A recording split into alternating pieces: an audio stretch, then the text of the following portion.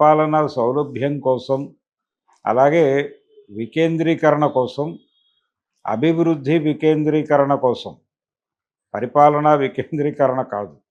అభివృద్ధి వికేంద్రీకరణ కోసం ఒక 3, 4 సెంటర్లను డెవలప్ చేస్తే బాగుంటుంది అని ఆయన అభిప్రాయపడ్డాడు జగన్మోహన్ రెడ్డి. హ్మ్. అంతే తప్ప రాజధాని అనే విషయంలో అంటే ఒక చోట మూసపోసినట్టు ఉండకూడదు అభివృద్ధి.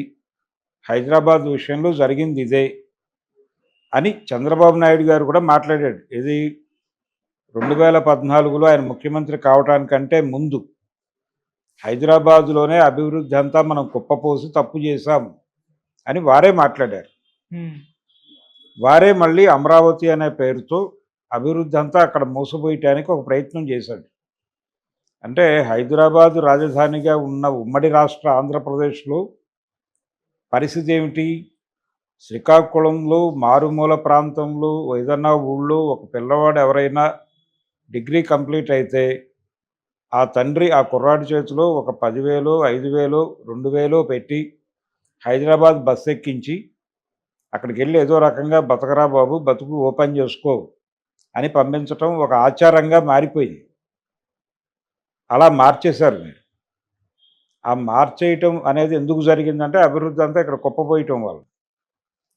ఇలా కుప్పపోయటం కాదు, ఎక్కడికక్కడ జరగాలి, వికేంద్రీకరణ జరగాలని చంద్రబాబు గారు కూడా మాట్లాడారు. కానీ వారు అధికారంలోకి వచ్చాక ఆ మాటలు మర్చిపోయి అమరావతి కేంద్రంగా జరిపే ప్రయత్నం చేశాడు. హ్మ్. అన్నీ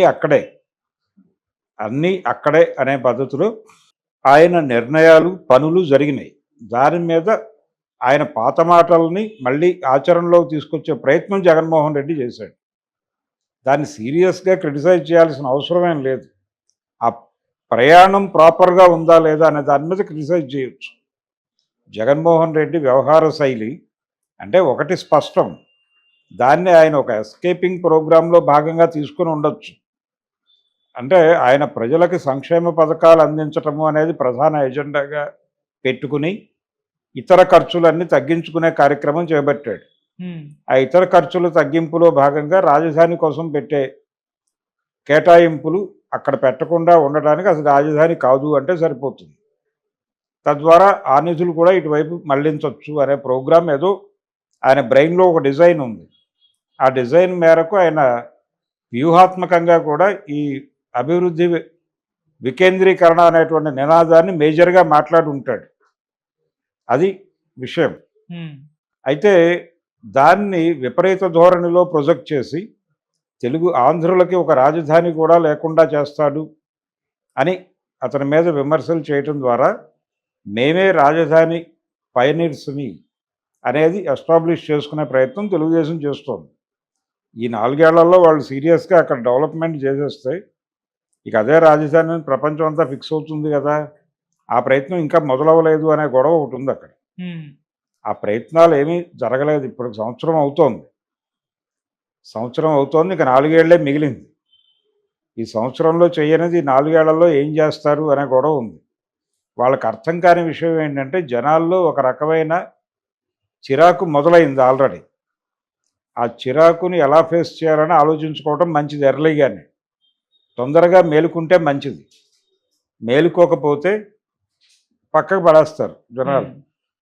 కాబట్టి పక్కన పడేసే పరిస్థితి తెచ్చుకోకుండా వ్యవహరించాల్సిన అవసరం ఉంది. అంటే వైసీపీ మీద ఈ స్టాంపు మరింత బలంగా వేయటానికి ఇప్పుడు బొత్స అన్న మాట ఏమిటి? ఆయన దీని మీద మా పార్టీ విధానం ఏమిటో అంతర్గత సమావేశాల్లో చర్చించి ఒక నిర్ణయం ప్రకటిస్తాము అన్నాడు. అది ప్రకటిస్తామని చెప్పాడు. అది ఎప్పుడో ప్రకటిస్తామని కాదు, ఇప్పుడు ప్రకటిస్తామనే. హ్మ్. మేము ఒకసారి కూర్చుని మాట్లాడుకుని ఒక నిర్ణయం ప్రకటిస్తాము అన్నాడు. అది నెగిటివ్గా వస్తుందని ఎందుకు అనుకోవాలి? పాజిటివ్గా కూడా కావచ్చు కదా. ఓకే, అమరావతి మన రాజధాని అనొచ్చు. ఆ నిర్ణయం రానివ్వండి. ఈ లోపల విమర్శలు ఎందుకు వాళ్ళ మీద? వాళ్ళు పాత విషయాలు ఏవో మళ్ళీ లేవనెత్తి కొత్త విమర్శలు చేయటం ఎందుకు? వాళ్ళు మళ్ళీ అడ్డం పడిపోతారంటే అడ్డం పట్టడానికి లేదు ఇక్కడ. నేరుగా ప్రధాని మోడీ గారే ప్రమాణ స్వీకారం రోజున మాట్లాడాడు. దీనికి ఒక చట్టబద్ధమైనటువంటి ఒక రక్షణ ఏర్పాటు చేయాల్సిన అవసరం ఉందని అందరూ మాట్లాడారు. దానికి వారు ఓకే చేశారు. దాన్ని ఏదో చేసుకుంటే అయిపోతుంది. అయిపోతుంది. అలాగే వీళ్ళు అక్కడ ఏం చేయదలుచుకున్నారో అది మొదలుపెట్టి చేయాలి కదా! అది చేస్తే ఆగుతుంది. అది చేయకపోవడం వలన కదా ఇప్పుడు గతంలో ఏముంది అక్కడ శ్మశానాలు అనే మాట కూడా వాడేశారు. బొత్స సత్యనారాయణ అన్నాడు ఆ మాట. ఎందుకన్నావంటే ఆ రోజున పరిస్థితి అది అంటున్నాడు ఇప్పుడు. ఇప్పుడు కొంచెం మారితే మారుతూ ఉండొచ్చు. మారితే మేమెందుకు అంటాం అంటున్నాడు అతనే.